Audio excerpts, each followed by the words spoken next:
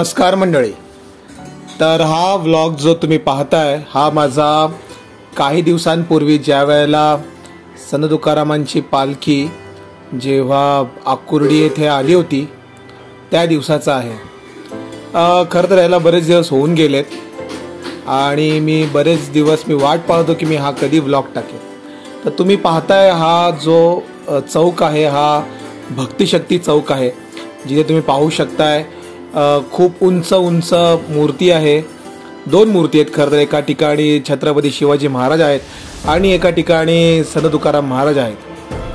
आणि अशा यावर्षी मी आणि माझ्या बायकोनी ठरवलं होतं की दरवर्षीप्रमाणे आम्ही जी साथ देतो पालखी सोहळ्याला भक्तिशक्तीपासून, तर आम्ही यावर्षी ठरवलं होतं की आम्ही देहूरोडला जाणार चालत, म्हणजे आकुर्डी ते देहूरोड चालत जाणार, परत तसंच पालखी बरोबर येणार.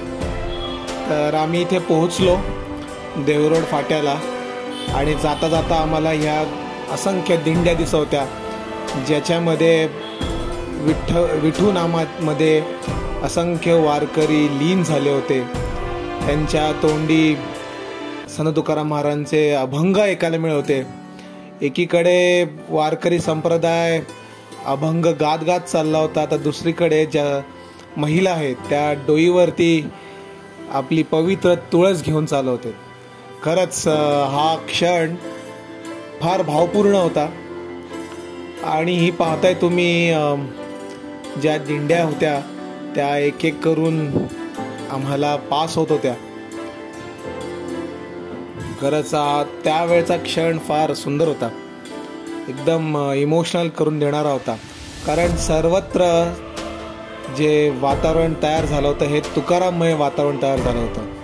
तुम्ही पाहू शकताय वारकऱ्यांचा हा भगवा झेंडा अगदी मानात मिरवत सगळे वारकरी चालले होते. आणि हा जो अश्व आहे त्याला सगळे लोक नमस्कार करत होते आणि हा मी मधूनच नमस्कार करून आलो होतो. तुम्ही एकंदरीत जर प्रत्येक वारकऱ्याच्या चेहऱ्यावरती जर भाव पाहिले तर समाधानाचे भाव होते. आणि हाच तो क्षण ज्या वेळेला मी आणि पृथा दोघांनी संत तुकाराम महाराजांची पालखी पाहिली. आणि खरंच हा क्षण दरवर्षी पाहण्यासारखा असतो, फार इमोशनल करून देणारा क्षण असतो. दरवर्षी मी हा पालखीला चेस नाही जास्त मी करत, कारण गर्दी असते फार.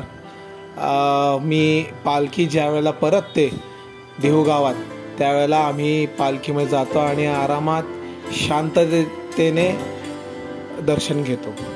आणि मग आमचा थोडासा वारीचा हिस्सा दरवर्षीचा आम्ही चालू केला. आम्ही दरवर्षीप्रमाणे या वारीमध्ये चालू लागलो. दरवर्षीप्रमाणे आम्ही पालखीच्या संत तुकाराम महाराजांच्या पालखीच्या अगदी मागच्या दिंडीमध्ये असतो.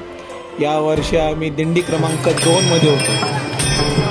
आणि हा क्षण मस्त होता, ज्याच्यामध्ये सगळे वारकरी आनंदाने नाचत होते. आणि त्यावेळेला मला आणि पुतला सुद्धा काही वारकऱ्यांनी बोलवलं.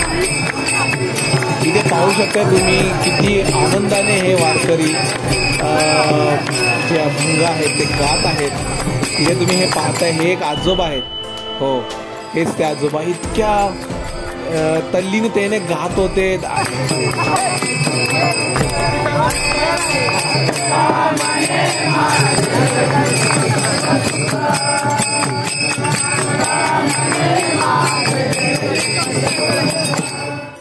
अशा प्रकारे आमची वारी आम्ही पूर्ण केलेली आहे थेट आकुर्डीपर्यंत. रामकृष्ण हरी. जय महाराष्ट्र, जय शिवराय.